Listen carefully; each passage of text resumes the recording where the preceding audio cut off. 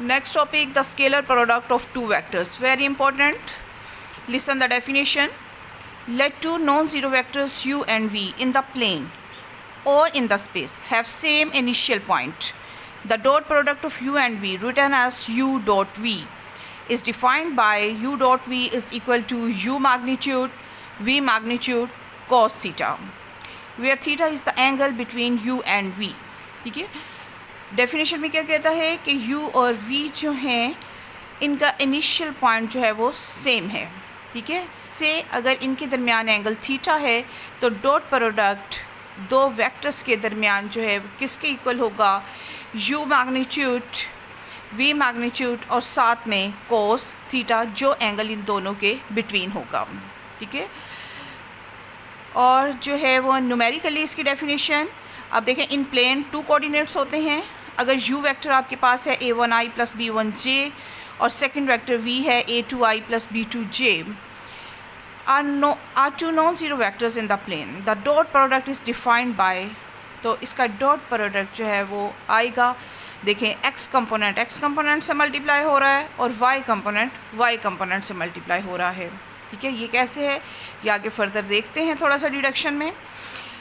Same अगर हमारे पास 3 dimensional system है यानी कि वेक्टर इन स्पेस, तो then dot product is equal to a1 a2 b1 b2 c1 c2. ठीक है, अब जी नेक्स्ट इंपॉर्टेंट रिजल्ट्स में देखें. से अगर हम i का डॉट प्रोडक्ट i से लेते हैं तो देखें हमने फार्मूला क्या पढ़ा है कि दो वेक्टर्स का dot product u magnitude v magnitude then cos of theta is the angle between these two vectors. अब i डॉट i, तो i मैग्नीट्यूड साइड में cos ऑफ ज़ीरो क्यों आया, क्योंकि आप देखें कि हमारे पास जो है अगर हमने i इसी वेक्टर का इसी के दरमियान एंगल लेना है तो इस लाइन का इसी लाइन से जो एंगल है वो क्या होगा, डेफिनेटली ज़ीरो. ठीक है, तो so this is equal to 1. cos of zero क्या होता है 1. i यूनिट वेक्टर है तो इसका रिज़ल्ट क्या आया हमारे पास 1. यानी कि अगर हम इटसेल्फ डॉट प्रोडक्ट करेंगे i का i से, j का j से, k का k से, तो हमारे पास रिज़ल्ट क्या आएगा 1. बट लुक हियर कि अगर हम i को j के साथ डॉट प्रोडक्ट करते हैं, ठीक है, तो i magnitude according to definition j magnitude और cos ऑफ 90. क्यों, क्योंकि i और j के दरमियान एंगल कौन सा बनता है, म्यूचुअली परपेंडिकुलर होते हैं ना ये. ठीक है, तो सो cos 90 ज़ीरो के इक्वल होता है, तो i dot j is equal to zero.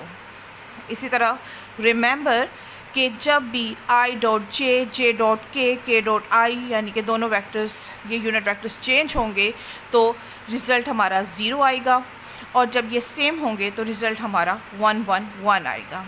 इसीलिए जब हम इसका प्रोडक्ट ओपन करते हैं, ठीक है, जैसे एक आम प्रोडक्ट भी हम करते हैं अलजबरा में भी हम हर एलिमेंट को मल्टीप्लाई करते हैं. आप ज़रा ये वाला देखें, यहाँ पे ये analytic expression of dot product है. आपको u और v दो वेक्टर्स दिए हैं. ठीक है, अब यहाँ से ये देखो ये इसको ओपन कर रहा है, तो ये देखें जिस तरह हमारा काम होता है कि पहले एक एंट्री को लिया, उसको हमने 1 बाय 1 सब के साथ मल्टीप्लाई करना है.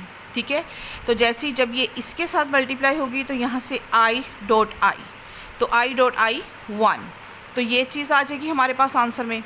बट नेक्स्ट जब हम इसको इससे मल्टीप्लाई करेंगे यानी कि a1 b2 साथ में इसकी जो वेक्टर्स हैं वो क्या आ जाएंगे i डॉट j, और अभी हमने सीखा कि i डॉट j तो ज़ीरो होता है, तो सो ये वाली जो हमारे पास इसके अंदर आ रही है वैल्यू ये क्या हो जाएगी ज़ीरो. ठीक है, जहाँ जहाँ सेम वेक्टर्स आपस में डॉट प्रोडक्ट कर रहे हैं वहाँ 1 आएगा, बाकी सारे क्या हो जाएंगे ज़ीरो. इसीलिए हमारा जो फाइनल फार्मूला बनता है उसमें हमने याद रखना है x कंपोनेंट के साथ मल्टीप्लाई होगा और y के साथ और z के साथ.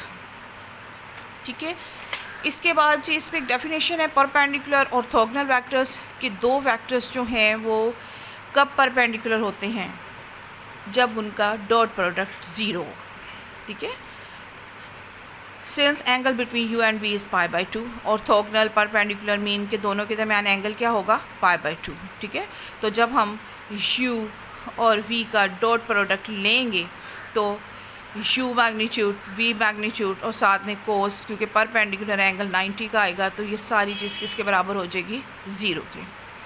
तो जब आपसे पूछा जाए कि दो वेक्टर्स परपेंडिकुलर कब होते हैं, तो आपने बताना है कि जब इनका डॉट प्रोडक्ट जो है वो 0 के इक्वल होता है। okay? उसके बाद हमारे पास टॉपिक है एंगल बिटवीन टू वेक्टर्स। अब यहाँ पे एंगल कैसे कैलकुलेट करना है।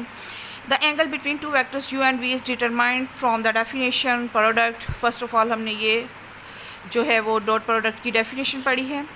यहाँ से आप फाइंड आउट कर सकते हो cos theta is equal to u vector dot v over u magnitude v magnitude. ठीक है,